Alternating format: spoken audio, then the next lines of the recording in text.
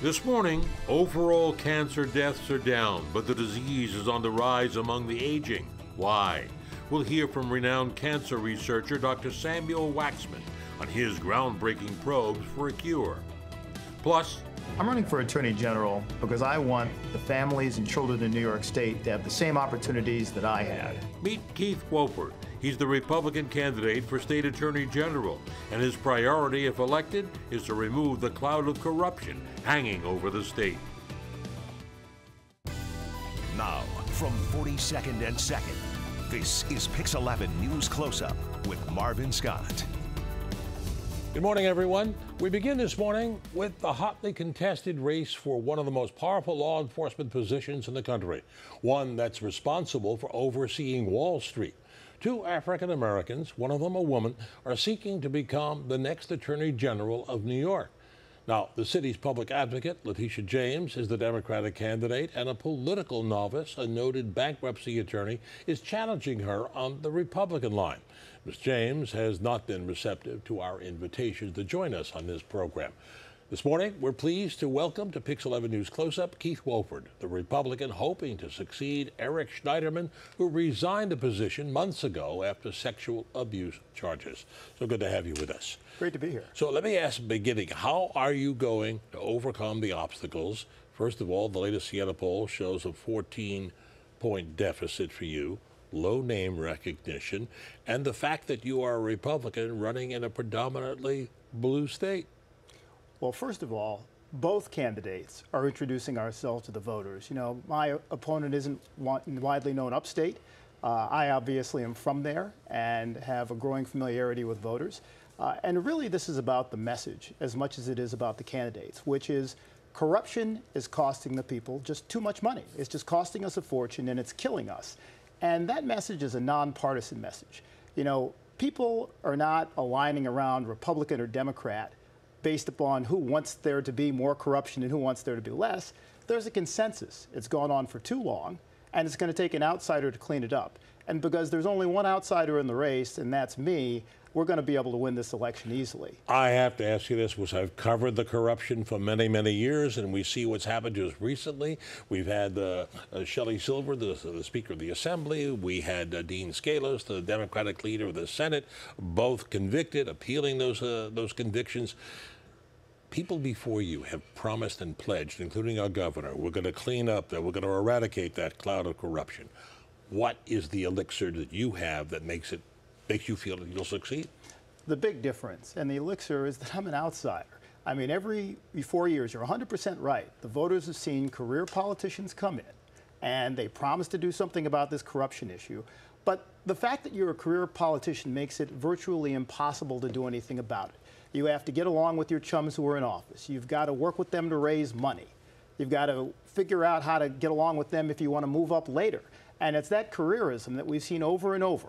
You know, you had Eliot Spitzer, aspiring governor in the Attorney General's office. Then you had Andrew Cuomo, aspiring governor in the Attorney General's office. And then you had, Schneiderman, who was also an aspiring governor, and it's only his own personal issues that messed that up for him. So you have the same pattern that voters have seen, and they're tired of it. Can you give us an idea? I mean, it sounds so idealistic. Everyone wants to end the corruption in New York State.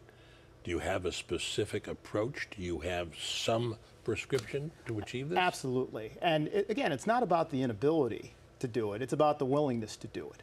You know, my opponent says that you got to go ask the governor's permission to be able to start dealing with this corruption issue, and that's absolutely wrong as a matter of law.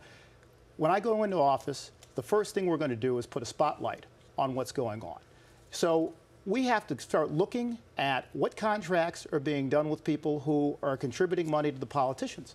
You know, we could easily compile a list of red flags, such as large contributor doing no bid contract with the state, and take an extra bit of time to look at those contracts before we enter into them, before we end up having to put trials and juries together and try to put people in jail, and just stop doing dumb deals in the first place. We have to make sure we're doing what we're doing because it's for the right reason. That is the interest of the taxpayers in the state, and not for the wrong reasons, which is someone put money into the political system to get something out of taxpayers' pockets. Pay to play. That's right. We've had that for years. So let me ask you this. You're a very successful bankruptcy attorney, a global law firm. Why are you doing this? It's your foray into politics. You know, I'm doing it because New York State has been great to me, and it's time to give something back. And the only way this gets fixed is if an outsider comes in. A career politician's just not going to do it. I mean, look, I look at the trajectory of my life, and I grew up working class. My parents worked their butts off. My dad worked at 4:30 every morning. He got up to go to the plant in Buffalo for 32 years. And the reason my mom and dad worked so hard was so that me and my brother could get an education and have an opportunity of life, and that's being taken away because we have a government that misspends people's money. And, you know, when my parents were doing those things for me and my brother, you had a private sector that provided jobs and a public sector that wasn't perfect but wasn't fundamentally dishonest. Today, we don't have those things, and the cost of this corruption is killing everybody in the state. It's driving out jobs, it's driving out business, and it's imperative to have someone who's outside the system, because that's the only way you're going to get cleaned up. And so because I care about the state, and because that's the only way it's going to get done, it was time for me to give back, and that's why I'm doing this. So you're an outsider, but your opponent is trying to tie you as an insider with the Trump administration, that you are a supporter of Donald Trump, and that message is not going to resonate very well throughout this blue state, is it? Well, look, I voted for the president, but look at me. I'm a different kind of Republican. You know, it's How's really that? about different background, different message, from the east side of Buffalo, you know, working class person, not someone with a silver spoon, and again, not wedded to the political system on either side. And that's what the people want in this office, someone who's not political. Instead of using the office politically to find some targets to beat up and get headlines and press releases and drive out jobs, which is what we've been doing, the people want someone to enforce the law, but to enforce the law and use the law to encourage job creation and to encourage business in this state instead of chasing it away. Could you say you disavow President Trump, or do you still support him? No, it's not a matter of disavowing. It's a matter of focusing on the priority, which is the interests of the people of this state. You know, the people of this state need someone to get their government doing the right things and conducting itself in an efficient, effective, honest manner. That's the priority. I mean, the state is a separate sovereign. The state has its own laws that need to be enforced. And frankly, the state has its own public officials who need to be watched. There has to be a check and balance from the state level of our own officials, and for years there's been none. You talk about corruption being your first order of business, your priority. The second priority is the business environment, one you describe as being very horrible. How would you approach that, and what would you plan to do there? Well, first of all, law enforcement has to be non-political. We need to sort out the good actors versus the bad actors when we enforce the law. We don't just name entire industries because they're politically unpopular and then try to turn them upside down and shake all the money out of their pockets. What we have to do is say, look, in any industry, in any group, there's going to be good actors and bad actors. And look, the bad actors who are taking advantage of people, you come on down on them like a ton of bricks. But the ones who aren't bad actors, you don't just, you know, twist their arms and make them pay fines just because. Same thing with small business. If there's something that's a real health and safety concern, everybody's in favor of dealing with that appropriately through law enforcement. But if you're just passing zillions of regulations and then telling those businesses pay up because we just have a way to make you pay a toll, that just embitters business and drives it out. So there's a difference between having effective law enforcement and fair and balanced application of the law and using the law politically in a way that drives away business. I have to ask you this. Using the phrase of a former governor about being the sheriff of Wall Street, would you be, as Attorney General, the sheriff of Wall Street, particularly given the fact that the president has made deregulation a priority? Well, look, we have to have enforcement of state securities laws, no doubt. But the problem with that whole sheriff sort of swaggering, sloganeering approach is that it's driven away all the business by sundown. We don't want to drive businesses out of the state on a wagon train because the people who are in charge of law enforcement just want to get political, you know, trophies to put on a wall. We can't do that. You know, I think it's important to have on Wall Street, or pardon me, to have in the Attorney General's office someone who actually understands the securities industry, someone who's actually worked with the securities laws like me, and have someone who's enforcing and regulating against an industry who actually understands and has experience in that industry. The alternative is to have someone who wants to make political slogans and has no experience in it at all. I have to ask you this, because it was just reported this past week, an investigation in the New York Times into the Trump family and a scam as far as with their taxes, how they dodged taxes and paid very little. As Attorney General in New York, would you launch an investigation into the Trump's tax background? Yes, given the magnitude and given that it affects New York state taxes, absolutely you'd look into that.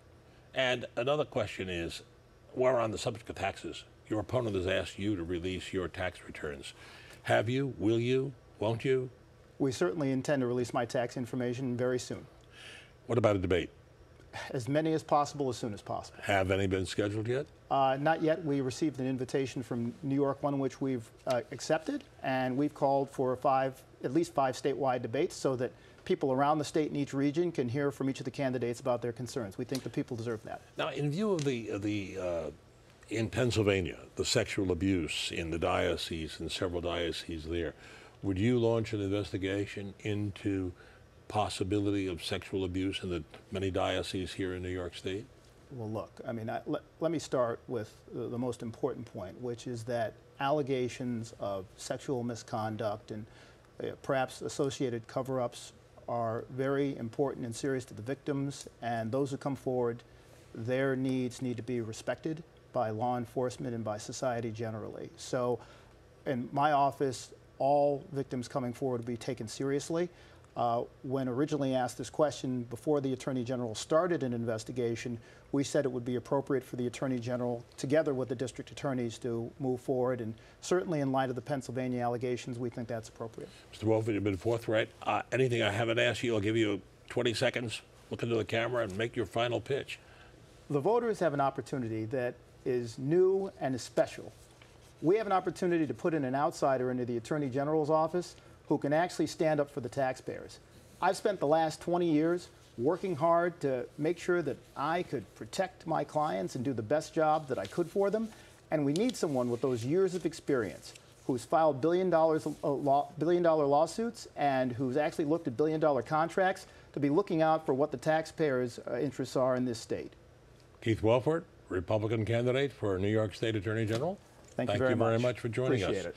We're going to take a break. Stay with us. Our invitation still holds for Democrat Letitia James to join us on this program. When we come back, I'll be joined by a distinguished doctor who is in the forefront of cancer research. Stay with us.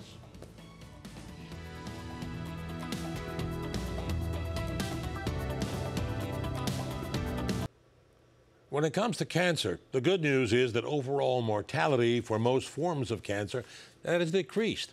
But the sobering news is that the incidences of cancer is rising as our population is aging. My next guest is at the forefront of advances in cancer research, Dr. Samuel Waxman. He's the founder of the Samuel Waxman Cancer Research Foundation and the distinguished professor of medicine at Mount Sinai School of Medicine. He has just returned from China, where he received that country's highest honor presented to a foreigner for his collaborative efforts that helped lead to a cure for a rare form of leukemia. Congratulations, doctor, and welcome to Pix 11 News Close-Up. Thank you, Marvin. So let's talk about your research. Your foundation is a nonprofit, and you support research all around the world. 200 researchers, you've raised $90 million, and all of this led to a cure of that rare form of leukemia. Can you tell us about that? Be happy to. The foundation has been built on the idea of collaboration, and it constitutes what we call the Institute Without Walls, where we have identified through competitive analysis 30 exceptional scientists who are working together to understand how cancer comes about, particularly when genes don't work properly. So we investigate breakdown in gene function and find medicine to correct that. What about this rare form of it used to have a 100% death rate? Yeah, this is a perfect example of what we do. So this form of leukemia, acute promyelocytic leukemia, as a hematologist, which I am, was the worst disease a patient could have. The survival in most cases was 6 months. And as it turned out, with studies we did here in my laboratory, as well as in China and elsewhere, it was due to a single mistake in a gene function. It was one of the first ones identified. And that gene function can be corrected with very simple non-toxic treatments so that the leukemia cell gets needed information to become more normalized, become differentiated towards what it's supposed to be and dies a natural death. We call that differentiation therapy. So this disease can be treated with, believe it or not, a vitamin A derivative and arsenic, which is another. And manipulation of the cells? No, just giving it to a patient, and it actually attacks the problem in the gene function, corrects it, and then the leukemia cells go on to do their function as normal and die. And this is minimally toxic. If you have this disease, which we can identify by knowing this gene problem, you can be treated successfully and with cure about more than 90% of the time, almost always without any need for chemotherapy. Now, can this treatment be applied to other forms of cancer? Well, that's the concept can be applied. Cancer cells don't know what they're supposed to do from the normal point of view. It's a normal cell that's gone wrong, and so the functions are blocked. And so most of the work that we do in the foundation is to understand what genes are not working and see if we can convert those genes to normal function, and as a result, having a story like acute promyelocytic leukemia. Now, Dr. Waxman, where do we stand in efforts to find cures for other forms of cancer?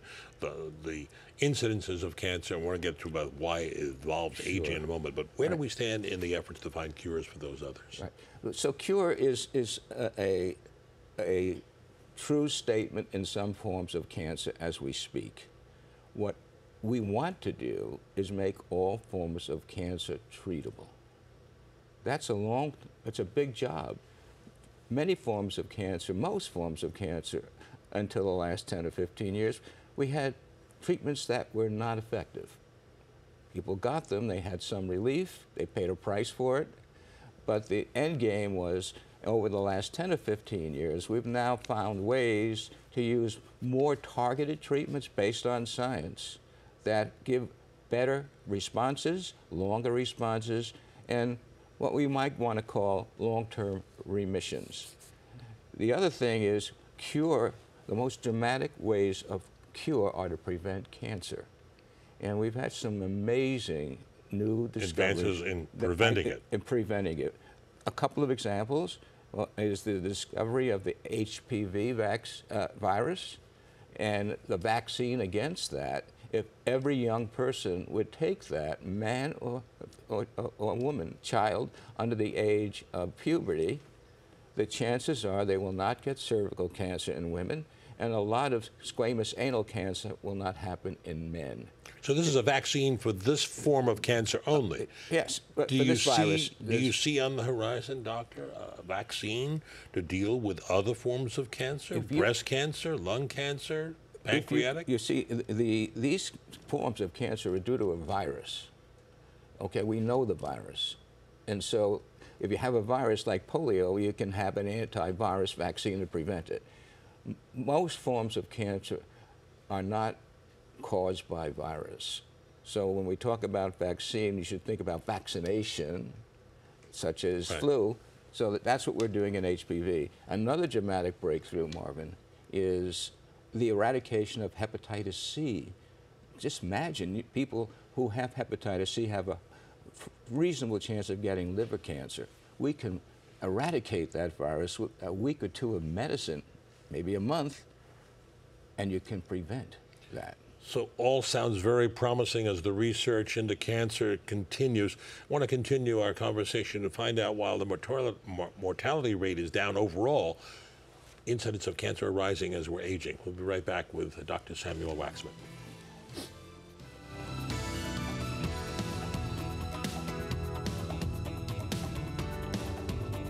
Back now with Dr. Samuel Waxman. He is one of the foremost researchers for cancer, and he is the founder of the Samuel Waxman Cancer Research Foundation at Mount Sinai. Just returned from China, where you received a spectacular award, the Friendship Award, for your collaborative efforts to find a cure for a rare form of leukemia. Let's talk about this one thing, that the mortality of incidences has gone down, but the number of incidences of cancer, new cases, rising among those who are aging. Why is that? Well, cancer clearly is related to aging. So we have an aging population throughout the world. So the longer you live, the better chance you have of getting cancer. This is true all over the world. Somehow, cancer is a disease of aging. And as the baby boomer population moves on, we have a large population now. I think the median age you found of cancer patient is 65. Correct. So let me ask you this. Everyone who has it or knows someone with cancer is grasping for hope. Is there any way you can offer hope that there is something on the horizon, a vaccine or some treatment like you have found for that rare form of leukemia? Hope that there is some cure within grasp? Yes, I think we should look at it that cancer is going to be treatable. All forms will be treatable, just like any other disease. We should look at it no differently than heart disease, which people feel more comfortable about. You never hear someone saying they're a victim of heart disease, but people still go around saying they're a victim of cancer. The answer is more and more people can be successfully treated for cancer. The research is moving it forward. We look forward to personalized treatment. We will know what your cancer is due to. We know yours will be different than mine, and everyone has an individual way of getting cancer in that tumor, and we will have drugs attacking that particular cancer in a personalized way. In addition to that, we have new weapons out there. We've unleashed the immune system, and Jim Allison just won the Nobel Prize for that, where he's discovered a way to do that. So immunotherapy is actively in the clinic for the first time in the last couple of years, and we are seeing very dramatic responses. So the new kid on the block, with all of the knowledge of what we've done in research in the last 25 years, is going to make treatment of cancer a much more predictable, successful treatment. Now, much of the research is focusing on reprogramming cancer cells. How effective is that in your research? It is going to be even more effective in the future. Cancer is a breakdown of information in a normal cell which makes it transform to cancer. We are beginning to find out what those breakdowns are. We can attack them with various ways. A new thing that I really look forward to is called gene editing through the CRISPR system. It's not here yet, but imagine we'll be able to actually find the defect causing the cancer and maybe in some way using these techniques, go in genetically and engineer a change that will make it behave normal. So the DNA is reprogrammed to give the right information. The reprogramming. I did a story a couple of years ago where they were using a form of the once deadly HIV virus, reprogramming that to help cure some forms of leukemia. Right. Have you worked with that? Not personally, but it's bringing information into the cell, to the nucleus, where you need to reprogram a cell, can be brought in by a virus as a delivery system once it's made harmless. So that has been tried in glioblastoma, brain cancer, and it's still in the process. Now, you've also made advances in breast cancer, have you not? Well, we're working on breast cancer, and breast cancer is going forward rapidly. We have wonderful ways of picking it up early. Surgery is less. The toxic treatments have diminished in need. Hormonal therapy is terrific.